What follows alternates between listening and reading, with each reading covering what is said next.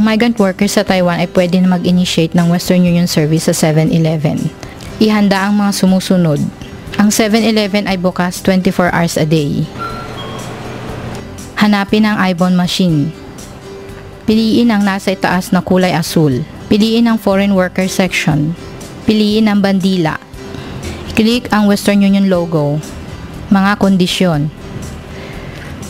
Input ang ARC number at ang personal PIN. Piliin ang padadalhan. Input ang halagang ipapadala. Basahin ang transaksyon. Maghintay ng ilang saglit, ang transaksyon ay umaandar na. Kunin ang transaction paper sa printer at bayaran sa loob ng 15 minuto. Pumunta sa cashier at bayaran. Pakitago ang maliit na resibo. Makakatanggap ng MTCN at ang perang pinadala. Maari nang abisuhan ng pamilya upang kunin ang pera. Magrehistro ngayon, tumawag sa 0225161816, mabilis at maaasahan. Paano magrehistro sa ibon 7-Eleven? Isulat ang personal na impormasyon. Isulat ang impormasyon ng tatanggap. Idikit ang ARC.